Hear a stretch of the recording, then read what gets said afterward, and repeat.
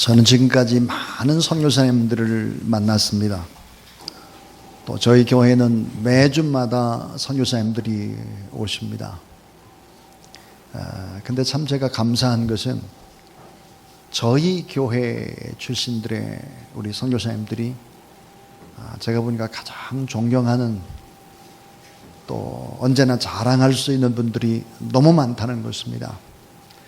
총회에서 선교사님들 전체 다 이렇게 모아놓고 수련회를 할 때 정말 모범적으로 잘 사역을 하는 선교사님들 뽑아서 강의를 하고 그럴 때 저희 교회 출신의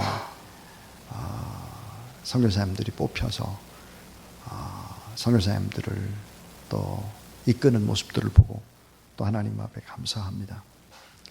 그분 가운데 한 분이 바로 이용돌 선교사님이십니다. 우리 이용몽 선교사님의 친형인데요. 이 선교사님께서는 좋은 직장을 다니다가 그 직장을 포기하고 또 신학을 다시 공부를 하고 그리고 필리핀 선교사로 돌아갔습니다. 자, 결혼하기 전이었기 때문에 혼자의 몸으로 필리핀에 가서 그리고 이제 맨 처음 선교 사역을 위해 도착한 곳이 바탕가스라고 하는 곳입니다. 자, 너덜거리는 고물차를 끌고 혼자서 바탕가스를 어떻게 선교할 것인가, 그래서 지역 조사차 한 바퀴를 이렇게 이제 차로 돌고 있었습니다. 그러다가 그만 어린 아이를 치는 교통사고를 내고 말았습니다. 자, 선교사로서 맨 처음 그 지역을 방문하다가 사고를 내고 만 것입니다. 사람들을 살리려고 갔는데 어린 아이가 크게 다친 것이죠. 교통사고입니다. 이 일로 경찰서에 들어가게 되고 사역하기도 전에 생각해보면 너무너무 답답한 일입니다. 자, 귀한 직장을 포기하고 신학을 하고 이국 땅에 가서 또 다시 준비하고 첫 사역지인데 알고 있는 사람도 한 사람도 없고 돈도 없고 또 배경도 없고 참 난감한데 이제 경찰서에 끌려 들어가게 된 거죠. 그런데 이 교통사고는 선교하는데 엄청난 축복을 가져왔습니다. 선교사님을 신문하던 경찰관이 경찰관과 이렇게 얘기를 주고받다 보니까 경찰관이 몸이 불편한 거예요. 몸이 아픈 거예요. 이 선교사님은 침수를 배웠죠. 그래서 바로 이제 경찰관에게 침을 놓게 되고 효과가 나타나게 되고 그 일로 인해서 이 경찰관의 몸이 좋아지게 된 것이죠. 계속해서 나중에 만나게 되고 어떻게 됐을까? 이 교통사고를 당한 이 아이도 또 잘 치료가 되고 이 경찰서에서 경찰관과 함께 대화를 하다 보니까 경찰관들 가운데에도 예수 그리스도를 믿는 사람들이 몇 명이 있어서 경찰서에서 예배를 드리는 모임이 만들어지기 시작을 했습니다. 자, 경찰서 바로 옆에는 전문대학이 있었어요. 이 전문대학에서 또 하나님의 말씀을 이용돌 선교사님이 전하게 되었고 이 경찰관이 또 소개해 준 것이 어디냐? 교도소예요. 교도소. 교도소에 가서 또 교도관들이나 이런 사람들을 모아놓고 하나님의 말씀을 전하게 된 것이죠.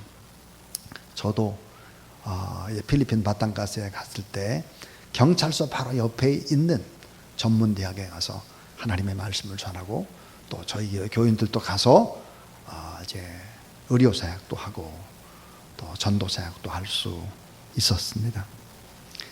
한번 잘 생각을 해보시길 바랍니다. 이 고난이라는 것 때문에, 인생의 풍랑 때문에 더 잘 되는 경우들이 참 많다 하는 것이죠. 자, 이제 우리가 복음 안에서 생각을 해보면 인간의 운명은 하나님의 섭리다 하는 것을 발견합니다. 자, 오늘 성경에 나오는 사도 바울의 변화를 우리는 어떻게 설명할 수 있을까요? 바울. 자, 살인자인 바울. 사울이 바울이 되죠. 어떻게 이 살인자가 사도가 될 수 있었을까? 예수 그리스도를 믿는 사람들을 죽이던 사람이 어떻게 예수 그리스도를 믿는 사람을 살려내는 선교사가 될 수 있었을까? 어떻게 교회를 다 불태우고 잔해하던 극악무도한 사람이 어떻게 교회를 세우는 사람이 될 수 있었을까 하는 거예요. 이것은 그 무엇으로 설명하기가 어렵습니다. 이 복음 안에서 보면 인간의 운명은 따라하세요. 하나님의 섭니다. 인간의 운명은 하나님의 섭리라는 거예요. 오늘 내가 이 자리에 와서 하나님 앞에 예배 드리는 것이 내가 내 발로 내가 결정해서 뚜벅뚜벅 걸어 이 자리까지 왔다고 생각하지 마세요. 인생은 그런 게 아니에요. 절대로. 여러분 어떻게 낙심하고 좌절해서 자살을 수없이 기도했던 바로 저 같은 사람이 서울대 법대가 저는 제 인생의 목표였던 사람입니다.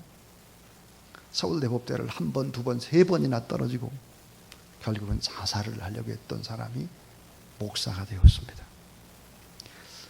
어떻게 저의 인생을 설명할 수 있을까? 하나님의 섭리다라고 밖에는 이해가 되지를 않습니다.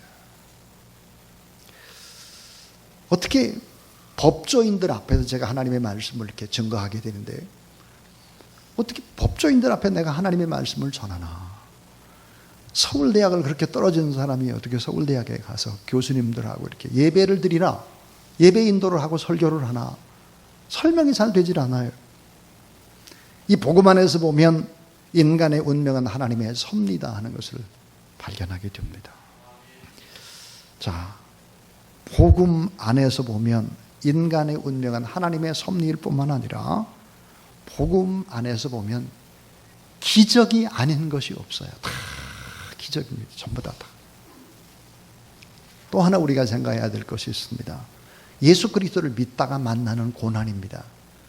예수 그리스도를 믿다가 만나는 고난은 모두 다 축복이 된다는 사실을 믿으시기 바랍니다. 사실 신구약 성경 전체를 보면 고통이나 실패 때문에 오히려 더 잘된 얘기들이 대부분이지요. 아브라함은 외아들을 번제물로 드려야 될 큰 고통을 감수했기 때문에 믿음의 조상이 되죠. 모세는 살인의 누명을 뒤집어 쓰고 애굽을 도망쳐 나왔기 때문에 미디안의 광야 속에서 다시금 40년이라는 시간, 긴 고난의 시간을 거쳐서 다시 하나님의 소명을 받아서 출애굽의 영웅이죠. 민족의 지도자가 될 수 있었습니다. 다니엘은 사자굴 속에 들어가는 죽음의 고통 때문에 오히려 국무총리가 되죠. 욥은 고통의 수렁에 빠져 있을 때 그 고통 때문에 오히려 갑절의 축복을 받게 되죠. 여러분 잘 아는 요셉 같은 경우에는 노예로 팔렸기 때문에 감옥에 갇혔기 때문에 오히려 애굽의 총리 대신이 될 수 있었습니다. 자, 우리가 하나님 앞에서 일이 잘 안 돼. 내 계획대로 잘 안 돼. 문제가 터져요. 안팎으로 어려움이 있습니다. 이 나라의 민족도 마찬가지입니다. 그러나 그 상황만 보면 안 된다는 거죠.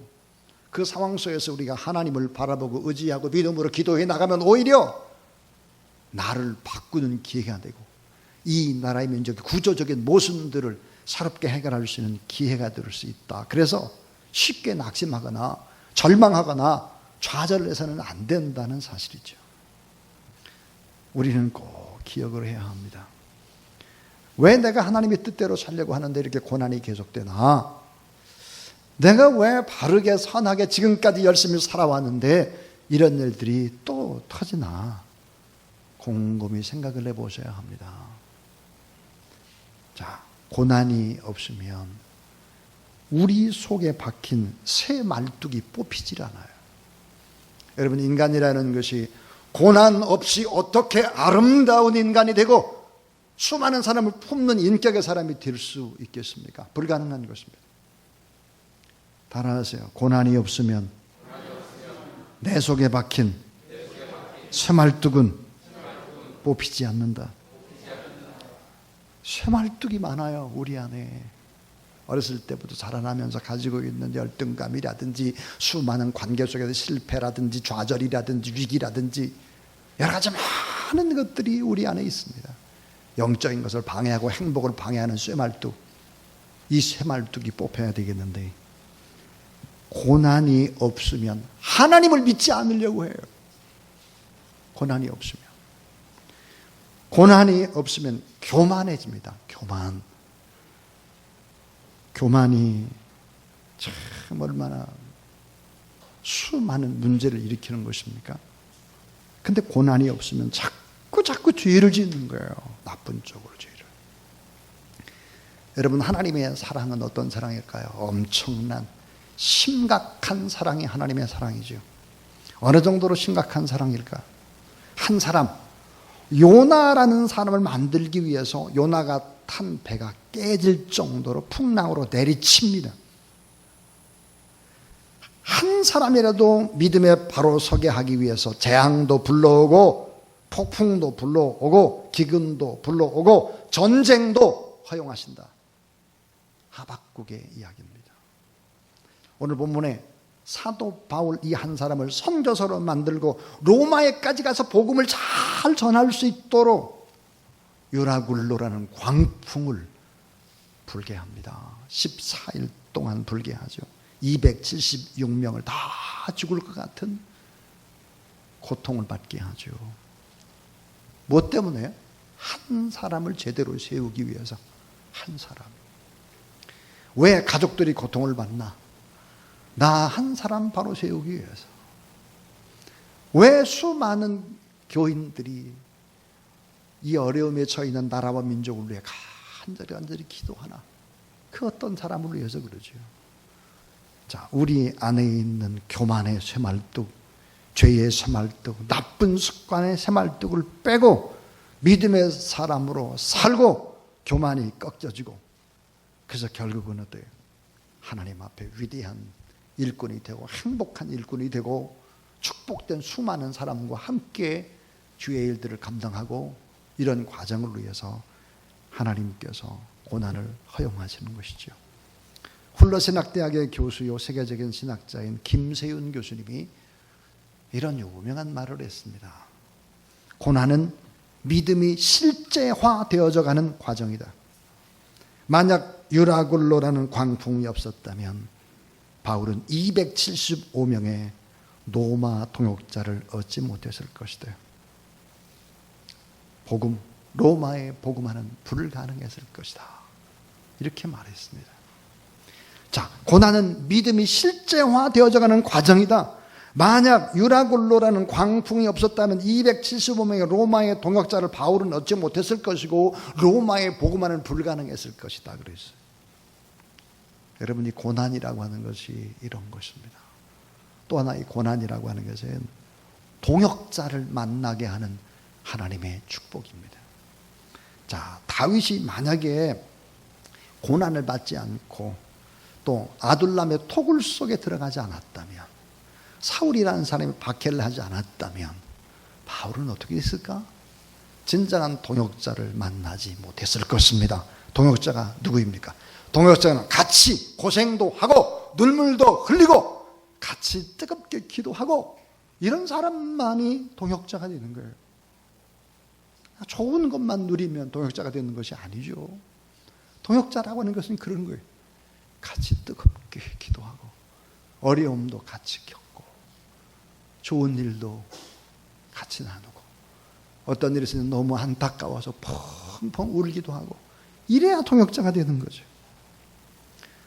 결국은 사울이 없었다면, 아둘람의 토굴에 갇히지 않았다면 460명이나 되는 동역자를 바울은 얻을 수 없었을 것이고 다윗은 얻을 수 없었을 것입니다.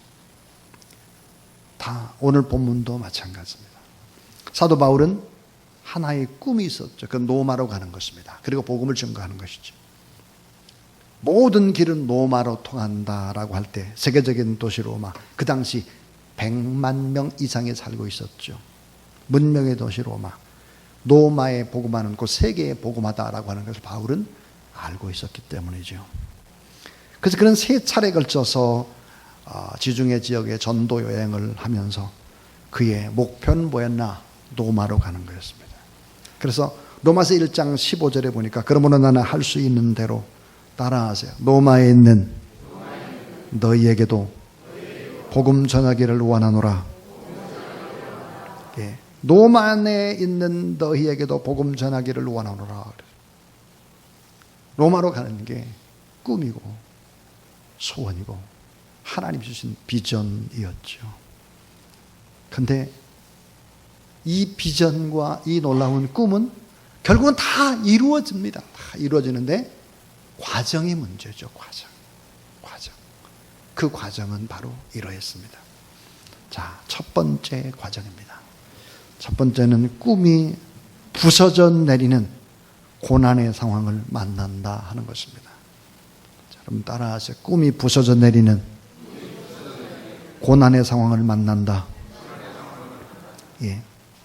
선교사로 아주 폼을 내고 멋있게 로마로 진군하는 것이 아니에요. 주 예수의 몸으로 쇠고랑을 차죠. 자, 복음을 전하다가 고난을 받고 미친 사람 취급을 받고 로마에 끌려간 죄 지은 죄수, 로마 군병들의 삼엄한 경계 속에서 배를 타고 가는 처량한 신세입니다.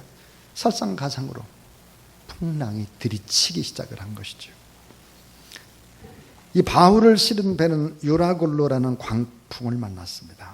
지중해를 항해하던 배가 큰 풍랑 속에서 14일 동안 달과 별과 해가 보이지 않았다 그랬어요. 14일 동안. 짐들은 다 바다에 던지고 먹지 못하고 자지 못하고 276명의 사람들을 폭풍 앞에서 당황하기 시작을 합니다. 사도행전 27장 20절에 보니까 여러 날 동안 해와 별들이 보이지 아니했고 큰 풍랑이 그대로 있더니 여러분 따라해 주세요. 구원의 여망이 다 없어졌더라. 살 가능성이 없는 거예요. 자, 하나님의 일을 하기를 원하는 선교사에게 왜 이런 일들이 벌어져야 하나? 왜 이렇게 점점점 어려움이 오나 하는 거죠. 배는 파선이 되고 파선된 조각을 붙들고漂流하다가 멜리데라는 섬으로 바로 이제 피신을 하게 됩니다. 초겨울의 쌀쌀한 날씨에 로마의 사형수인 바울, 죄수인 바울은 광풍을 만나고 배는 파선되고 섬으로 간신히 몸은 피하고, 그런데 이해할 수 없는 고통이 연속으로 일어났습니다. 연속으로. 또 다른 시련이. 그 시련이 뭘까요? 섬의 바울은 한 번 물리면 그 독 때문에 죽을 수밖에 없는 독사에 물리고 말았습니다. 멜리데의 사람들은 그렇게 알고 있었습니다. 저거는 신이 내려서 범죄한 사람들, 도저히 한 번 물리면 살 수 없는 뱀에 물렸으니까 저 사람 곧 죽겠다 그랬습니다. 그런데 죽지 않고 다시 살아나는 것이죠. 자, 어쨌든 이 꿈이 산산조각이 나는 고난의 상황을 맞이하게 되는 것입니다. 저는 지난 주간에 우리 박경희 권사님의 아들인 위희강 목사님으로부터 문자를 받았습니다. 긴 문자를. 문자의 내용은 이러합니다. 여러분 다 알고 뜨겁게 기도해야 되기 때문에 제가 이런 얘기를 합니다. 이젠 뭐 쉬쉬쉬 하고 그렇게 할 단계가 아니죠. 내용은 이러합니다. 목사님, 항암물 2차를 마치고 나니까 면역력을 조사했더니 면역력이 제로입니다. 제로. 면역력이 제로라고 하는 것이 무엇인지 여러분 잘 아시죠? 어떤 나쁜 병균이 침입하거나 감기에 걸리거나 이렇게 되면 여지없이 쫙쫙쫙 퍼져가는 면역력 제로.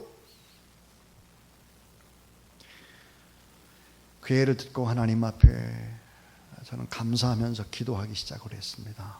왜냐하면 하나님의 일이라고 하는 것은 이렇게 바닥을 치고 그 바닥을 쳤다고 하는 것은 뜨겁게 기도하면 하나님께서 끌어올리시는 것을 믿습니다. 주의 일을 해야 하는 사람이 이런 고난을 받게 하는 이유, 바울이 왜 죄수가 되고 왜 풍랑을 만나고 왜 이런 뱀에 물리고 다 이런 과정을 겪게 했겠습니까?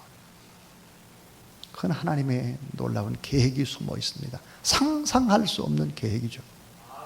자, 그러니까 두 번째 이야기입니다. 두 번째는 따라하세요. 고난의 상황을 신앙으로 응답하라. 예. 믿음의 사람은 고난이 올 때 근심이나 염려나 걱정이나 불안 떨고 사람들에게 열박 얘기하고 이런 것만 하는 것이 아니고 믿음으로 응답해야 되는 것이죠.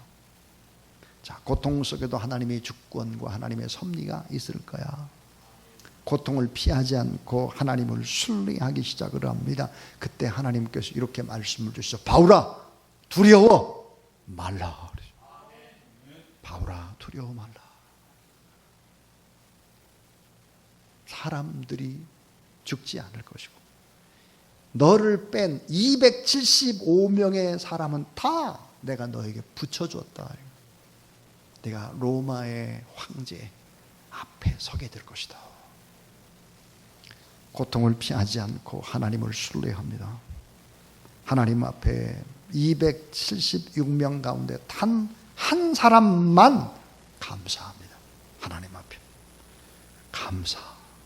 다른 사람은 전부 다 짐도 버리고 소중한 다 버리고 난리죠. 난리. 갑판에 한 모퉁이에서 무릎을 꿇고 하나님 앞에 감사하는 것입니다. 감사할 수 있다면 고통을 이길 수 있고, 감사할 수 있다면 고통을 승화시킬 수 있고, 감사할 수 있다면 마귀의 공격을 차단할 수 있다는 사실을 믿으시기 바랍니다. 바울은 폭풍 속에 지친 사람들에게 위로를 주고 용기를 주고, 그리고 남은 음식물을 찾아가지고 사람들에게 먹입니다. 먹이고, 나는 하나님을 믿습니다. 하나님께서 여러분을 지켜주시고 하나님께서 이 폭풍 속에서 승리토록 이끌 것입니다. 격려해 주었습니다. 인생은 빛과 어둠의 갈등의 노래죠. 인생은 고난의 상황을 믿음으로 응답하는 행복한 항해와도 같습니다. 고난의 상황을 신앙으로 응답하라. 이것이 믿음의 사람이 해야 될 일이다 하는 것입니다. 자, 그럼 결과는 어떻게 됐을까? 이 마지막 세 번째 이야기입니다. 자, 고난을 통한 풍성한 기적, 풍성한 축복의 결과를 맺는다 하는 것입니다. 자, 이 같은 고난을 통해서 하나님은 놀라운 일들을 행하시죠. 하나님의 방법대로 고난을 유익하게 하셨을 뿐만 아니라 고난을 기적으로 바꿨고 결국은 도저히 할 수 없는 노마 복음화라고 하는 기적들의 기초를 놓기 시작했다는 것이죠. 자, 어떤 기적, 어떤 축복이 일어날까요? 그 하나가 풍랑 때문에 복음을 전하는 기적입니다. 고난 때문에 복음이 증거되는 거예요. 자, 바울의 항로에서 유라굴로라는 태풍이 불어서 배가 파선의 위기에 몰리게 되자 사공들은 배의 짐과 가구와 모든 부분들을 다 버립니다. 다 버리죠. 그리고 안간 힘을 씁니다. 엄청난 태풍이 배를 강타하고 배는 파선당하고 바울과 그 일행은 멜리데 섬으로 상륙하게 되죠. 생각하지도 않던 태풍 때문에 결국은 멜리데라고 하는 섬에서 3개월 동안 겨울을 나게 됩니다. 어떻게 됐을까요? 이 3개월 동안. 이 멜리데라는 섬은 이태리 시실리 섬에서 남쪽으로 95km 지점으로 지중해 한가운데 있는 섬이죠.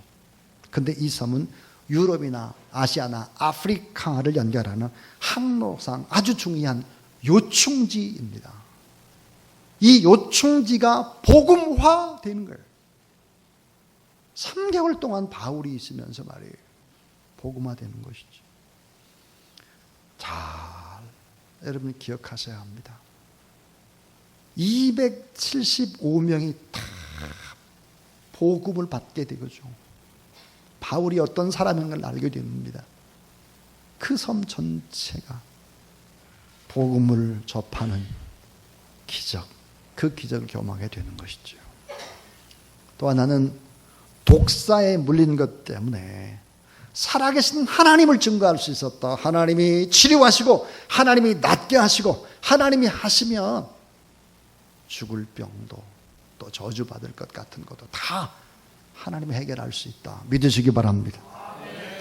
멜리데 섬의 독사는 도끼가 아주 강해서 누구나 한번 물리게 한다면 죽거나 불구가 되고 뭐합니다. 멜리데 사람들은 생각하기를 죄를 많이 지은 사람이 신의 저주를 받은 사람들은 독사에 물린다 이렇게 생각을 했어요. 그래서 오늘 본문에 사도행전 28장 4절에 토인들이 이 짐승이 그 손에 매달림을 보고 서로 말하되 진실로 이 사람은 살인한 자로다. 바다에서는 구원을 얻었으나 공의가 살지 못하게 하심이로다 하더니 그랬습니다. 자, 독사에 물리면 그냥 죽거나 불구가 되는 거예요. 그런데 어때요? 붓지도 않았어요. 상하지도 않았어요. 치료가 그냥 다 돼버렸어요. 그래서 어떻게 됐나? 그가 붙든지 혹은 갑자기 엎드려 죽은 줄로 저희가 기다렸더니 오래 기다려도 그에게 아무 이상이 없음을 보고 돌려 생각하기를 말하되 신이라 하더라. 바울이 신이 된 거죠. 신이. 사람들이 몰려들었겠죠. 자, 하나님의 능력, 살아계심을 섬 주민들에게 알리기 시작을 했습니다. 자, 하나님의 능력이 가장 처참하고 가장 극심한 고통 가운데에도 놀랍게 역사하셨다는 거예요. 바울의 하나님이 우리가 믿는 하나님이라는 사실을 믿으시기를 바랍니다. 또 하나, 질병을 통해서 하나님의 능력이 증거되는 게 질병을 통해서 바울 일행이 섬에 머무르자 유행성 질병이 점점 퍼져나갔죠. 특별히 멜리데 섬의 주장인 보블리오의 아버지가 열병과 이질에 걸려서 다 죽게 되었습니다. 자, 바울과 276명의 배를 탔던 사람들이 전염시켰다고 하는 오해를 받을 만하죠. 입장이 몹시 난처해졌습니다. 그때 바울은 보블리오의 집을 찾아가죠. 그리고 예수 그리스도 이름 권세로 기도를 했겠죠.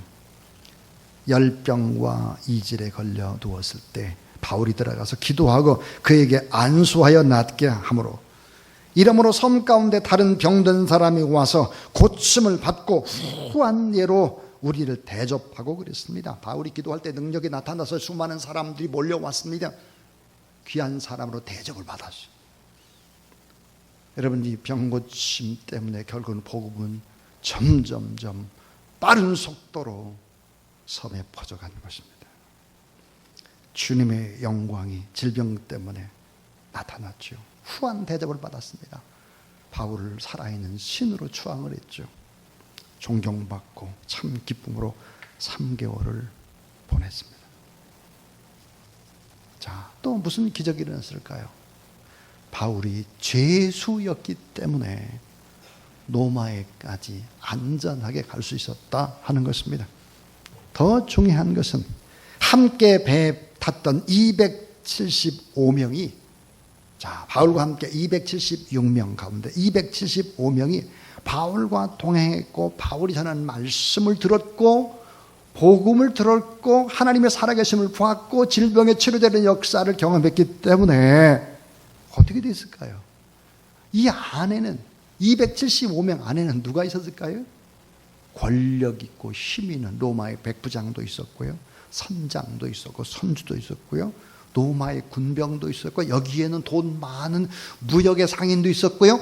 로마에서 사는 사람들이 수없이 많았다는 거예요. 이 사람들이 어때요? 3개월을 바울과 같이 있었다는 사실, 275명의 바울의 동역자가 돼서 로마로 들어갔다라는 것이죠. 어떻게 로마 복음화가 가능했을까? 이런 일들이 없이 불가능한 일입니다. 바울의 꿈은 로마에 가서 복음을 전하는 것이었습니다. 바울의 꿈은 특별한 하나님의 섭리로 이루어지게 되었죠.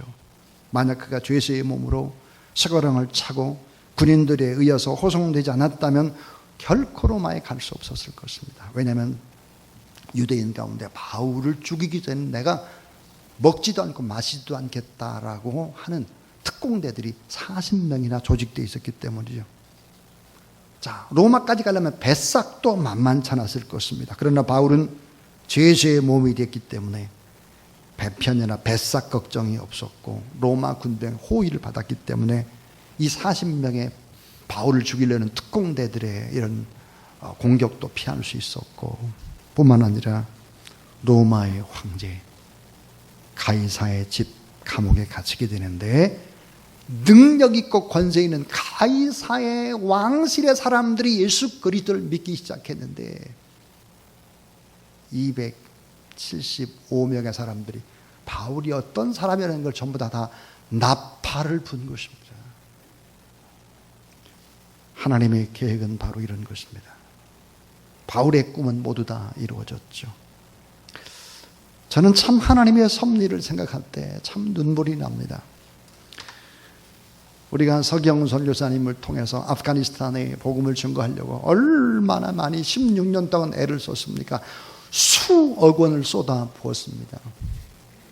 전 미국에 수많은 또 뭐 의료기기라든지 약품이라든지 이런 부분들을 또 아프간으로 보내고 이런 일들을 했지만 결국은 샘물교회 사건으로 해서 다 우리가 철수할 수밖에 없었고, 아프간 선교는 이것으로 끝이 나나 보다 그렇게 생각을 했는데, 신혜정 목사님이 저희 교회에 오시면서, 여러분 지난번에 강화도에 가셔서 다 보셨잖아요. 하나님이 하신 일을 보셨잖아요.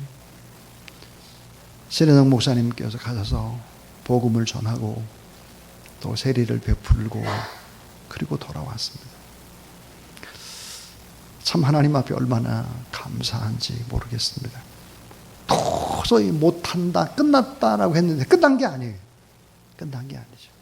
여러분의 기도가 단 하나도 헛되지 않다는 사실을 믿으시기 바랍니다. 자, 바울의 삶을 한번 돌아보면 바울은 죄수가 된 것도 축복이에요. 풍랑을 만난 것도 축복이에요. 배가 파산당한 것도 축복이에요. 독사에 물린 것도 축복이에요. 왜 그랬을까요? 이런 것을 통해서 결국은 기적이 나타나면 복음이 증거되어지고 병고침을 받고 하나님의 살아계심을 증거하고 수많은 사람들이 두려워하고 바울을 안전하게 보호하고 귀하게 대접했을 뿐만 아니라, 자, 로마의 선교사로 들어갈 때 275명의 사람 동역자와 함께 들어가는 기적, 우리가 상상할 수 없었던 일들입니다. 믿음의 세계에서 한번 조용히 생각을 해보십시오. 은혜 아닌 것이 없고 감사 아닌 것이 없고 축복 아닌 것이 없습니다. 이 고통을 대하는 바울의 태도는 고통을 피하지 않았다. 당황하지 않고 철저히 하나님의 주권과 섭리를 의지했다. 하나님의 능력을 믿고 담대히 기도했다. 역경을 순경으로 바꿀 수 있는 하나님, 풍랑을 잔잔케 하시는 하나님, 고통을 하나님의 능력으로 오히려 바꾸시는, 역전하는 그런 은혜. 그래서 결국은 이 폭풍 치는 고난 속에서도 하나님 앞에 감사하면서 하나님의 놀라운 은혜의 역사를 경험하게 된 것입니다. 고난 때문에 오히려 더 잘 될 수 있다, 이런 믿음을 가지고 하나님 앞에 나아가는 저와 여러분, 우리 모두 다 될 수 있기를 주님의 이름으로 축원합니다. 고통을 대하는 여러분의 태도가, 영적인 태도가 인생을 바꿔놓게 될 것이고, 저는 이 나라의 민족을 바라보며 염려 근심합니다.